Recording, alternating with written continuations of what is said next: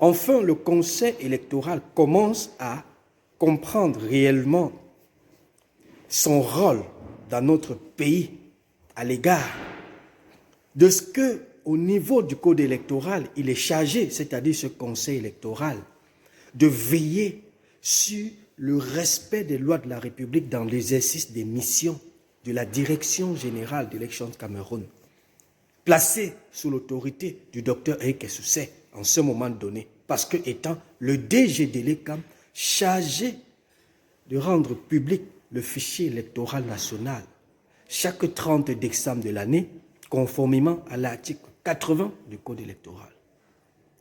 Peuple camerounais, je fais cette vidéo ce matin tout simplement dans un premier temps pour saluer le président du Conseil électoral pour avoir donné une réponse claire et nette, surtout limpide, à une partie de l'ensemble de nos revendications à l'égard de l'article 80 et 81, des articles 80 et 81 du Code électoral.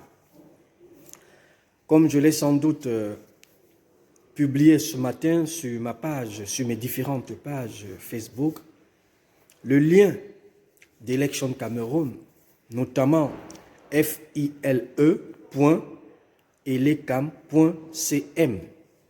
Ce site qui sans doute dès à présent donne la possibilité à tous les Camerounais du monde entier, quel que soit le lieu où ils se trouvent, où ils résident, d'utiliser un téléphone portable, une connexion Internet ou alors un ordinateur pour vérifier son inscription sur le fichier d'Elecam. Il est donc important de remercier, comme je l'ai dit, chers compatriotes, le Conseil électoral qui sans doute a mis en avant l'application de nos revendications et de nos suggestions, y compris de nos propositions, s'il faut dire ça comme ça, pour qu'enfin le peuple camerounais puisse jouir de la dématérialisation au même titre que l'ensemble des autres pays, que ce soit nos pays voisins ou alors en Occident, en Amérique, en Asie et j'en passe. Cette dématérialisation dont nous avons sans doute attiré l'attention de nos gouvernants depuis bientôt plusieurs années à l'égard de ce que seule la dématérialisation aujourd'hui justifie et accélère le processus de développement économique, social, culturel et politique d'un pays, qu'il soit sous-développé ou alors en voie de développement. Je voudrais partager avec vous donc ce site de façon pratique pour vous permettre en retour, chers abonnés, de vérifier votre inscription sur le fichier électoral d'Elecam, puisqu'il s'agit d'une réponse salutaire que nous a transmise le Conseil électoral en communication directe avec Élections Cameroun, DG, Dr Eric Essoussé, qui sans doute ont rendu accessible le site Télécam à l'ensemble des Camerounais situés partout dans le monde, afin ne serait-ce que de vérifier toute inscription.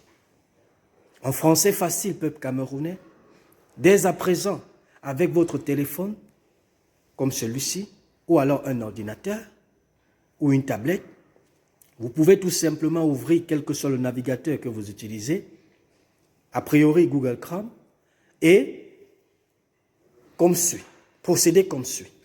Première étape, ouvrir son moteur de recherche Google, comme vous voyez à l'image. Lorsque j'ai ouvert le moteur de recherche, j'ai le clavier qui s'affiche. 2. Saisis le nom du site d'Elecam. Je saisis. Je l'ai dit tout à l'heure. C'est le 3W, c'est-à-dire http://file.elecam.cm. Ça veut dire que vous ouvrez votre navigateur, comme je l'ai dit, vous mettez tout simplement file.elecam.cm et vous lancez la recherche. Lorsque vous lancez la recherche, vous avez des résultats qui s'affichent. Parmi les résultats, a priori, vous avez Elecam-6, consulter son inscription. Parmi les résultats, vous avez en deuxième position Elecam, une barre pour des élections inclusives, crédibles et apaisées. En troisième position, vous avez inscription sur les listes électorales. Mais ce qui est important pour nous ce matin, c'est le premier résultat qui s'affiche devant vous. Je dis bien pour ceux qui se sentent à l'aise sur le numérique, puisqu'il s'agit notamment de penser ensemble pour un Cameroun numérisé, développé et qui consomme du numérique au même titre que ces différents pays en voie de développement ou alors ces pays développés. Une fois que vous avez ces résultats, comme je l'ai dit, il suffit de cliquer sur Elecam, consulter son inscription. Lorsque vous avez cliqué, vous avez une page comme celle-ci qui s'affiche. Il s'agit du site internet d'Elecam. Sur cette page, vous avez deux propositions. La première proposition, c'est d'utiliser votre numéro d'inscription pour vérifier votre inscription. Et la deuxième proposition, c'est d'utiliser vos informations personnelles pour vérifier votre inscription. Ça veut dire quoi? Lorsque, après avoir ouvert le site d'Elecam, vous avez cette page. Les deux barres bleues que vous avez, ce sont les deux moyens essentiels qui permettent de vérifier si l'on est inscrit sur le fichier d'Elecam ou pas, conformément à l'article 81 du Code électoral.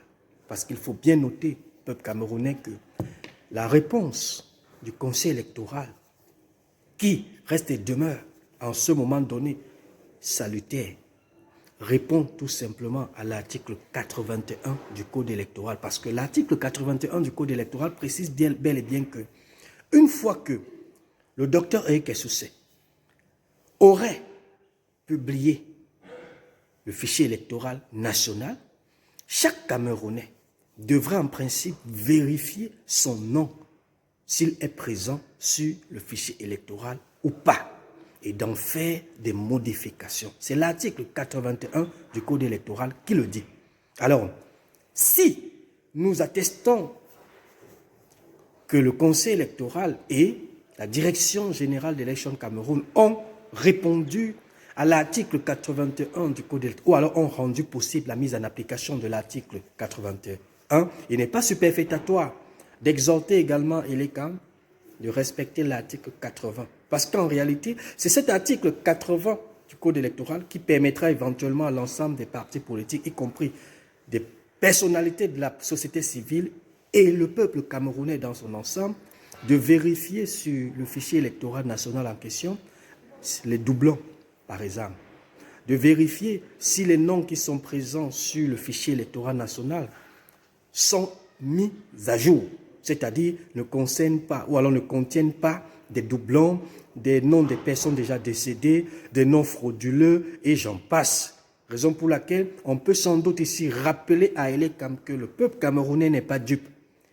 Le fait pour le Conseil électoral et la Direction générale d'Élections Cameroun d'avoir rendu accessible le fichier d'Elecam en ligne, en ouvrant tout simplement une fonctionnalité qui permet éventuellement à chaque Camerounais de vérifier s'il est inscrit sur le fichier électoral ou pas, reste et demeure la réponse partielle et non totale à nos attentes. Parce qu'il s'agit bel et bien d'en aboutir à la publication du fichier électoral national, que ce soit par voie numérique ou alors par voie physique. Mais puisque par voie physique, cela semble être très difficile, il est important pour Elecam et le Conseil électoral de faire de la même manière, si nécessaire, afin de rendre public le fichier électoral national pour enfin permettre aux partis politiques et à l'ensemble du peuple camerounais de vérifier ce fichier en question avant octobre 2025, date des élections dans notre pays. Comme je le disais, peuple camerounais, une fois que vous êtes sur le site, puisqu'il est facile pour nous de retenir, de mémoriser nos propres noms, nos informations personnelles à nous, plutôt que, s'il faut dire, les numéros qui nous sont attribués par les administrations. Parfois, notamment lorsque l'on observe les deux propositions sur le site, on peut donc se dire, certains qui certainement n'ont pas mémorisé le numéro d'inscription sur le fichier de l'ECAM peuvent finalement, comme nous autres, choisir de vérifier leur inscription en utilisant la deuxième proposition qui se trouve sur le site, c'est-à-dire en cliquant sur « Saisissez vos informations personnelles » tout simplement. Lorsque vous avez cliqué dessus, vous avez dans cette page qui s'affiche par la suite. Sur cette page, vous avez bel et bien, comme je l'ai dit, notez bien, informations accessibles pour les électeurs inscrits entre 2012 et 2024. Cela voudrait dire que le fichier numérique que Elecam a rendu public contient exclusivement les noms de tous les Camerounais, quel que soit le lieu où vous vivez dans le monde entier.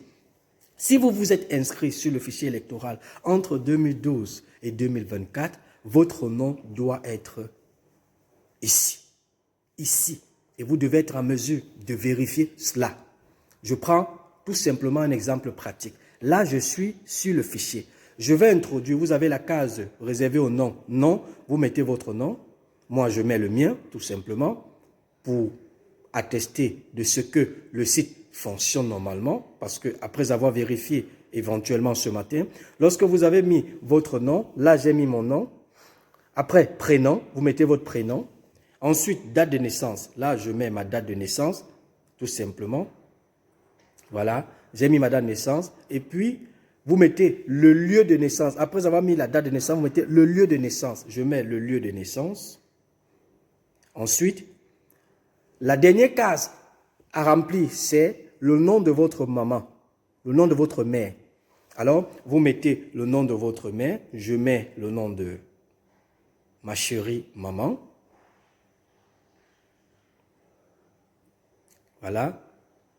Et dès que vous avez introduit le nom de votre mère, vous devez cliquer sur « Valider ». Valider. Une fois que je clique sur « Valider », voilà, j'ai mon nom. Voilà comment j'ai mon nom, mes informations personnelles qui sortent directement sur le fichier électoral national en question. Là, j'ai le nom, prénom, date de naissance, lieu de naissance, nom du père finalement qui ressort, nom de la mère, ma profession, la circonscription électorale, par exemple, à laquelle j'appartiens. Vous avez la région, le département, la commune, le bureau de vote, le numéro d'inscription, enfin, comme vous avez vu en image. C'est ça. Donc, s'il faut résumer, pour que ce soit clair pour nous tous, peuple camerounais, il est important pour nous, dès à présent, de prendre ne serait-ce que notre téléphone Android avec une petite connexion, de prendre ou un téléphone, une tablette ou alors un ordinateur, d'aller sur Google, tout simplement, d'ouvrir le moteur de recherche. Je reprends encore. Une fois que c'est ouvert, d'écrire tout simplement, d'ouvrir le site de l'ECAM. Et comme je l'ai dit, c'est file, c'est-à-dire file.elecam.cm. C'est ça, file.elecam.cm d'entrée. Dès que vous avez entré, vous avez les résultats de Google. Le premier résultat de Google, c'est écrit Elecam-6, consulter son inscription. Vous cliquez sur consulter son inscription. Et là, vous tombez sur le site directement.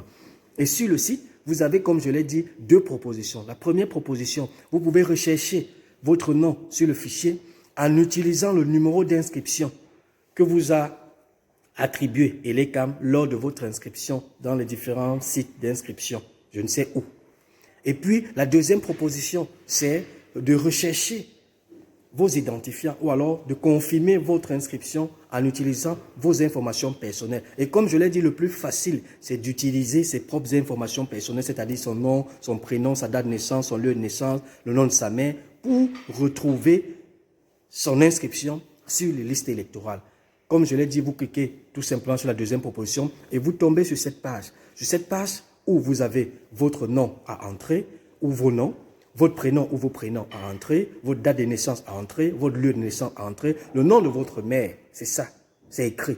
Et puis après, vous validez. Une fois que vous avez validé, vous allez donc tomber sur la dernière page où, finalement, vous avez l'ensemble des informations vous concernant, attestant de ce que vous êtes bel et bien reconnu sur le fichier Télécam et apte à vous présenter dans un bureau de vote en octobre 2025 pour élire le nouveau président de la République de notre pays qui comprend la direction dont nous voulons emprunter, qui respecte l'ensemble des Camerounais, qui respecte la constitution du pays, qui est capable de communier avec nous au quotidien afin d'éviter éventuellement d'être trompé par ses collaborateurs proches qui saisissent de l'occasion parfois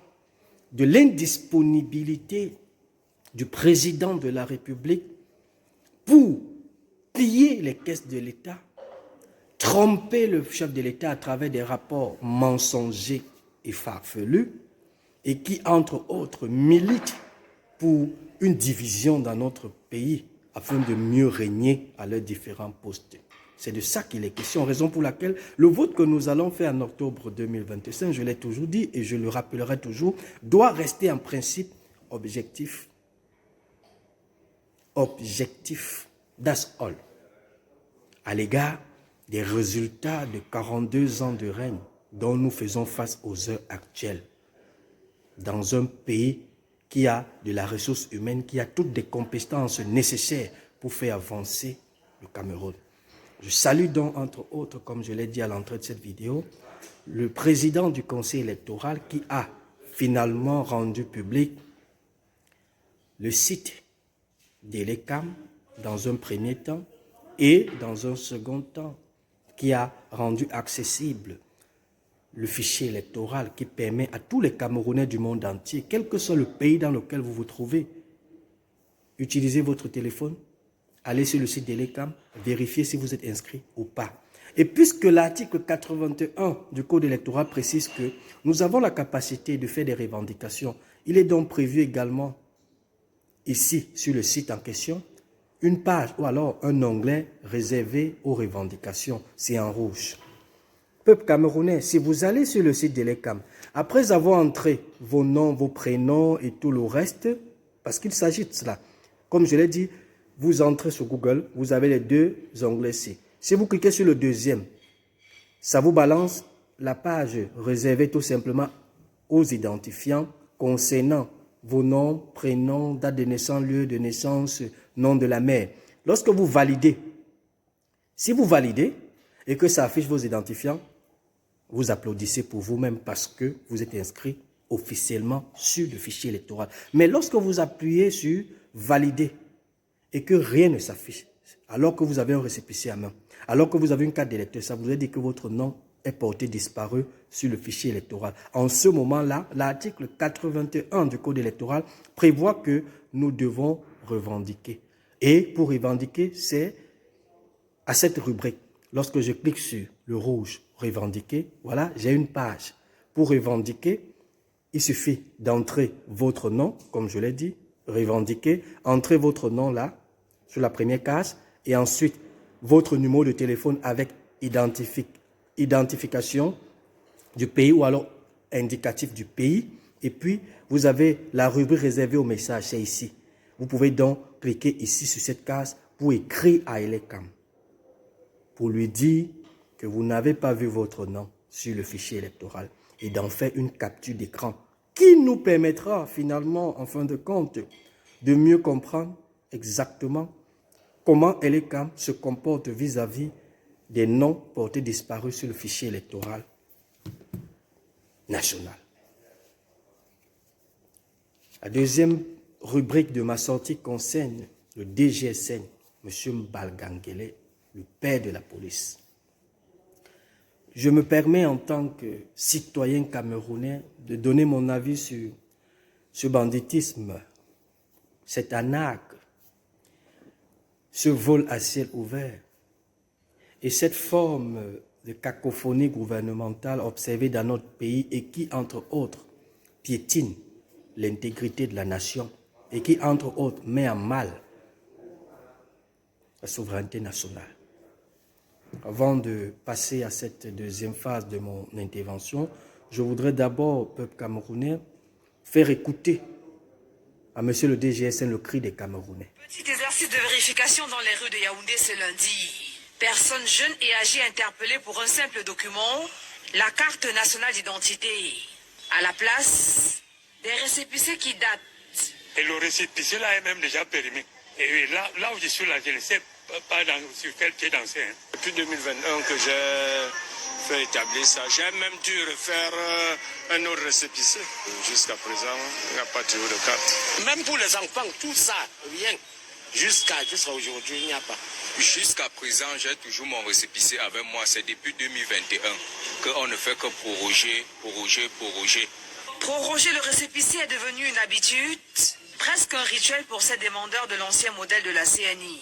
Chacun traîne son bout de papier, renouvelé au fil des mois, des années parfois. Et que l'espace finit, on nous donne le papier, on sort et puis on colle, on met le cachet. Ça a déjà l'épaisseur comme ça. Ça fait environ 10 ans que j'ai ce problème. Quand je fais la carte, ça ne sort pas. J'ai fait à 10e, j'ai fait à... vous appelez quoi? On appelle quoi là? Gare, au pont de la gare. 2 fois. On m'a envoyé un temps à Mban. On part, on fait des choses, rien. C'est ce que je dois faire. Il n'y avait pas de solution. Jusqu'à maintenant. Le temps s'en est allé. Derrière lui, des visages fatigués, des citoyens pris en otage par un système qui trop souvent leur échappe. Mais voici qu'un vent nouveau souffle. Une CNI en 48 heures, promesse d'un futur plus fluide. Beaucoup veulent y croire, même si la méfiance reste de mise. On ne peut rien attendre, mais sinon c'est tellement gênant. Moi je suis même fatigué de passer à chaque fois, regarder, bon, c'est vraiment effrayant, c'est pas du tout normal. Est-ce qu'on doit même garder espoir, hein? C'est quelque chose qui doit couler comme de l'eau de roche, hein? Une carte d'identité. Voilà. Et quand vous observez cela, peuple camerounais, on peut d'abord rappeler ici que le droit à la nationalité est reconnu dans la constitution du Cameroun. Tout Camerounais a droit de prouver sa nationalité. Tout Camerounais qui naît, vit et grandit sur le sol camerounais a le droit à un moment donné de le prouver à travers son acte de naissance qu'il reçoit à sa naissance et à travers sa pièce d'identité, c'est-à-dire soit sa CNI et son passeport. C'est un droit fondamental. Ce n'est pas un devoir, mais c'est un droit fondamental. Et je l'ai toujours dit dans mes sorties, le droit d'un citoyen est une obligation pour l'État envers le citoyen. Lorsque l'on vous dit que la carte d'identité est un droit du Camerounais, l'État a l'obligation de lui donner sa carte d'identité. Une obligation pour l'État. Lorsque l'on observe ces reportages, le Canal 2 international, on peut tout simplement attirer encore une fois de plus l'attention de l'ensemble de nos papas qui sont en charge des affaires de l'État, notamment en service à la DGSN, de savoir, entre autres, que le droit fondamental, qui n'est rien d'autre que celui du droit à la nationalité, en ce moment donné, a été violé et continue d'être violé dans notre pays, qui se réclame d'être un état de droit. Je voudrais, par la suite, avant de donner mon avis, parce qu'il s'agit notamment du banditisme observé à la DGSN, écoutez ceci. On dit qu'avec 5 500, on pouvait avoir cela. On ne sait pas pourquoi on a augmenté jusqu'à 15 000. Donc il y a 10 000 francs d'augmentation. Vraiment, c'est nous finir seulement. Ça, c'est nous finir seulement. Pour nous qui ne faisons rien là. C'est pour que peut-être on calme ma douane pour défaut de carte d'identité. On ne bâtiment pour les CNI. Le bâtiment pour les CNI, ça commence le 17. CNI, 15 ans. Oui. Bâtiment pour les CNI. On est en train de faire sa dernière peinture. Ça, c'est le bâtiment, le nouveau bâtiment. La carte, est-ce qu'elle est biométrique? Non. Je crois que c'est le petit machin vert, excusez-moi du terme, que je vois les gens utiliser. Moi, j'ai encore l'ancienne formule, là. Je crois qu'elle finit bientôt. Petit machin vert, là, qu'on imprime, qu'on peut imprimer partout. Qu'on va faire, la biométrique. Elle n'est même pas une carte, une matrice centralisatrice des données de l'état civil. C'est-à-dire que dans cette carte, il n'y a pas une puce dedans qui peut retracer, par exemple, votre numéro d'identification unique, qu'on nous impose, par exemple, au niveau des impôts. Avec cette carte, on ne peut pas savoir où vous êtes né, c'est-à-dire à partir de la puce, où est-ce que votre carte, votre acte d'état civil a été établi. Donc c'est vraiment une affaire imprimée comme l'ancienne là. Après, c'est qu'ils vous disent en 48 heures. Ça, c'est le premier couac. Deuxième couac, c'est que l'entreprise, la même entreprise, pour le passeport, je peux me tromper, vous allez me corriger. La même entreprise pour le passeport. Ils ont pris du temps. Imaginez, le passeport a d'abord a créé beaucoup de problèmes entre 2018 et je crois 2022. Les gens n'arrivaient pas à établir les passeports et puis on a élevé à 110 000, je crois que c'est le montant, pour nous dire en fait que bon, on a trouvé finalement une entreprise qui va le faire. C'était celle-ci. Ouais. Et pour qu'elle soit très à l'aise, on lui a construit aussi encore toute une bâtisse où elle ne fera qu'établir des passeports sur le domaine de l'État. Donc on lui a construit toute une bâtisse. Voilà le bâtiment. Suite à la diffusion. Voilà. Que c'est Alors, Valé Bessala, administrateur civil principal, responsable de Jouvence, du mouvement Jouvence, un parti politique au Cameroun, je pense pour ma part, est un Camerounais qui reste et demeure incompris très souvent. Mais j'ai envie tout simplement de donner mon avis sur cette cacophonie gouvernementale observée dans d'autres pays. Si ça peut attirer l'attention de nos dirigeants à l'égard même de ce que l'on n'entend pas biométrie. Si Valé Bessala et nombreux politiciens ont sans doute présenté la chose, présenté le vol à ciel ouvert, et qui par la suite n'ont pas été compris, comme je l'ai dit, peut-être à l'égard de leur casquette d'administrateur civil principal ou alors à l'égard de leur casquette d'homme politique, n'étant pas certainement rapprochés à tout ce qui concerne les NTIC, notamment les nouvelles technologies de l'information et de la communication. Mais je vais donner mon avis ici en tant que professionnel du domaine des NTIC, mais en restant purement professionnel, comme je l'ai dit. Professionnel, pourquoi? Parce que l'entreprise qui, en ce moment donné, a gagné le marché des CNI au Cameroun, y compris des passeports, est une entreprise étrangère. Premier point. Pour ma part, je pense que la souveraineté nationale, si elle existe au Cameroun, dans ce cas-là, on peut dire sans doute qu'elle a été violée.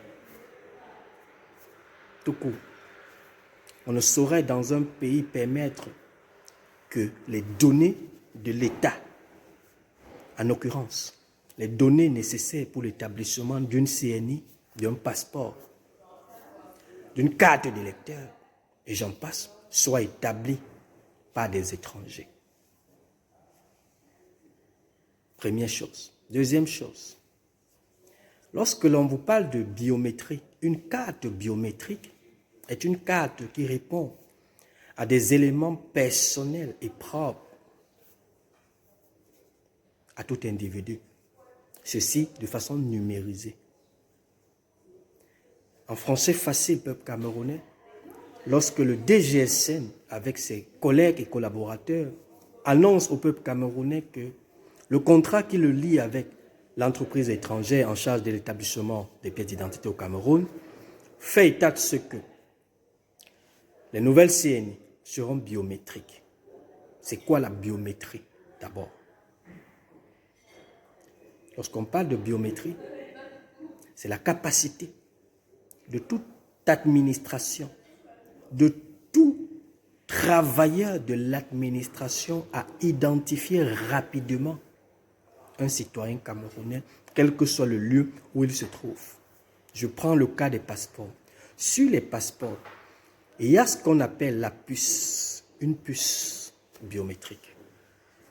Sur la puce biométrique, héberge l'ensemble des éléments propres à un individu et unique, à savoir son nom, son prénom, sa date de naissance, son adresse, ses empreintes digitales.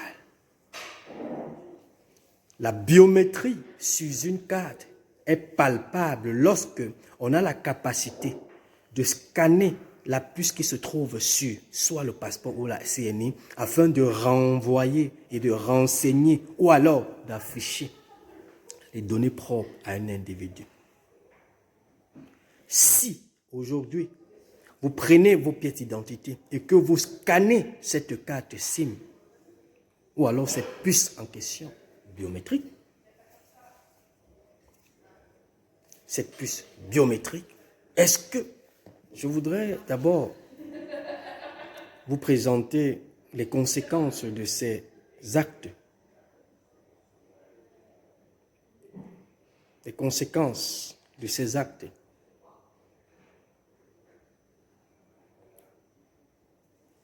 Des faux titres fonciers par centaines, par région et par département, des passeports et cartes nationales d'identité par plusieurs dizaines, une multitude d'actes de faits d'état civil, des faux diplômes, des faux avis de recherche de la police, de faux timbres, de faux carnets de vaccination, de faux sceaux du Cameroun et bien d'autres documents constituent le butin d'une opération de saisie effectuée par les éléments de la première région de gendarmerie à Yaoundé. Les possesseurs en usaient pour faire voyager des personnes à travers le monde et à des fins d'escroquerie. Les cachets qui sont là sont beaucoup plus pour faire les certificats de mariage et les certificats de la naissance. Oui, c'est pour faire soutenir le dossier pour envoyer à l'ambassade pour que les gens puissent voyager hors de le pays. Oui, le titre foncier aussi, c'est des documents qui on scanne ça et on envoie. Ça là, c'est pour prouver que le demandeur de visa, il a une moyenne qu'il va, quand il partit là-bas, il va rentrer. 7 ans que ce réseau de confection de faux documents opère. Plusieurs dénonciations ont attiré l'attention des éléments de la première région de gendarmerie qui se sont mis en branle et ont non seulement interpellé les suspects, mais surtout ont mis la main sur ce qu'on pourrait qualifier de leur outil de travail. Nous avons mis en activité nos capteurs. Bon, vous avez ces faits divers.